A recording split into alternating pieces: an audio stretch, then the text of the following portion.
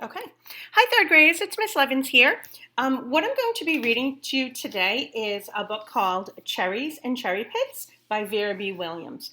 When I'm reading the story, I would like you to think about the character, Demi, our main character, and what she likes to do, how she thinks. You're going to be coming up with a character trait to describe her. So I'm going to start reading the book, and I'm going to put it like this so you can see it better as I read it. Just make sure we can see it okay on the screen. Okay.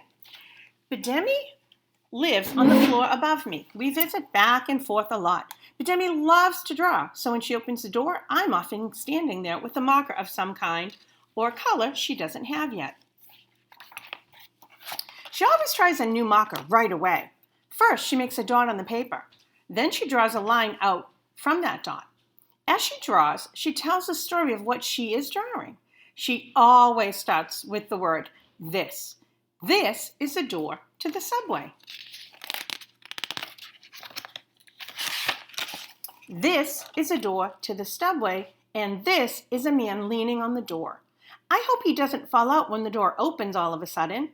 His face is a nice face, but it is also not so nice. He has a fat wrinkle on his forehead. It's like my mother's wrinkle. It's from worrying and worrying, my mother says. And his neck is thick, and his arms are thick, with very big, strong muscles. His shirt is striped blue and white, and his skin is dark brown, and in his great big hands, he has a small white bag. This man looks so strong, I think he could even carry a piano on his head. But he is only carrying this little white bag. I wonder what can be in that little bag. I can just see that man going home to his house and walking up the stairs and opening the door to his living room. His living room has a pretty lamp and he switches it right on. His kids are in the kitchen. Dee Dee, Dennis, Dwayne, Dory, he calls. I got something here for you. Then they come out. One sits on one of his legs and one on the other. One leans right in between. And Dee Dee, she climbs round and back and leans over his shoulder. Then he opens the bag and pulls out a cherry. He puts one cherry in each of their mouths and another and another. Really red cherries, too. And there they sit, eating the cherries and spitting out the pits. Eating cherries and spitting out the pits. And before you can even ask Demi any questions about that story, such as how come the names of all the man's children begin with a D, she has another piece of paper ready and is drawing. This is the train seat, and this is a tiny white woman sitting on the train seat. She is almost as short as I am, but she's a grandmother. On her head is a black hat with a pink flower, like a rose flower. It has shiny green leaves, like the leaves in my uncle's florist shop. On her feet are old shoes. These are the buckles, and in her lap is a big black pocketbook. And in the pocketbook is a bag. You can't really see the bag, but I'll draw it anyway so you can be sure it's there. It's a little brown paper bag all twisted up tight. When this woman gets off the train, I know just where she's going. She's going to hold tight onto the banister and go up the stairs. She's going to hold onto the wall as she walks along the street. And the door to her house is going to be right next to the shoemaker's store. She really likes to hear the shoemaker's machine going round and round and his hammer going tap, tap. She waves to him when she goes by his window. Then she climbs up the stairs and opens her door. There's just one room. It has everything she needs. This is the sink, and here's the geranium plant on the window. And on the swing over the plant is her parrot. The parrot is so excited to hear her coming in the house, he is calling, "Little lady, little lady." The parrot is red and yellow and green. It's blue, too. I brought something for you, the little woman tells the parrot. She untwists that little brown bag all twisted up tight. She holds it up to the parrot. The parrot takes a cherry. It's the kind that is light red and sour. The parrot eats it right up. You like it? Asked the lady. You like cherries, Honeybird. She laughs and dumps all of the cherries onto the geranium plant in front of the parrot. "There's your own little cherry tree," she says to the parrot. She stands next to the geranium in her stocking feet, eating cherries with the parrots. The parrot is careful to spit out the pits. They're both eating cherries and spitting out the pits. Eating cherries and spitting out the pits. I want to ask Bidemi some questions, such as if she is sure the parrot spit out the pits, but she is already remembering a certain shoelace and a shoe. This is a shoelace, and this is a running shoe. It's going to be purple and white, and here's the other one to match. This is going to be a boy. These are his long, long legs. This boy looks a lot like my brother. He's holding onto the straps in the subway. The train is making him rock back and forth. He's reading the signs. My brother loves to read. And this boy is tall like my brother. And he has glasses like my brother. And the same kind of cap. And the same green and black jacket too.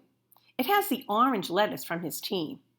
And when he smiles, you can see the space between his big front teeth like my brother's. In his pocket is a present. When he gets off the train at his station, he just runs right up the escalator. He runs right along the streets, jumping on and off the stoops to his house. Before he even gets up the stairs, and he can take them in just 2 steps, he's hollering to his little sister, "Hey, come on out here. See what I got for you."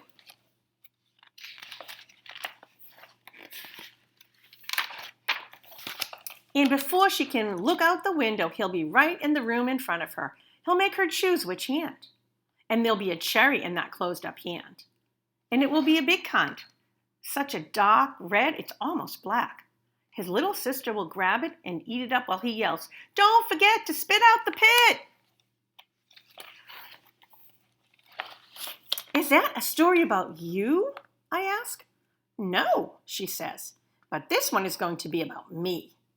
And she draws herself in her favorite beret. This is me, and this is my station. I have to walk up the stairs one at a time so the bright sun that is out here in the sky won't make my eyes hurt. But right here in the street, what do you think there is going to be? A man is selling cherries from the back of his truck. His whole truck is going to be cherries. Nothing but cherries. Now see this little purse? I have a little purse in my pocket with some money Mama gave me. When I show it to the man, he puts a bag on the scale and puts in some cherries. But then he goes ahead and fills it right up to the top and gives it to me. "Don't eat them up too fast," he tells me. Now, what does that man think? I wasn't going to eat them up fast because I had an important plan. I walk home eating the cherries one by one and saving the pits. Eating a cherry and saving the pit.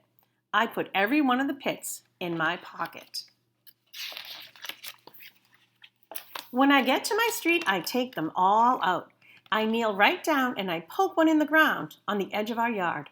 Our yard is a junky old yard. It has this stump where there used to be a tree. But that tree died and they came and cut it down and took it away. Then I poke pits in the ground all over the place. I know if I plant enough of them, at least one will grow. I pat the ground smooth. I pour some water on each pit, and I tell those pits to grow. Grow and grow. "Now, you want to see how they grow?" Bidemi asked me. But she doesn't wait for an answer. She is busy laying out her newest markers. The green, the pink, the red, the purple, the brown, the black, and all the others. She piles up all the papers from the other stories and places a clean sheet on the top. "Now watch," she says.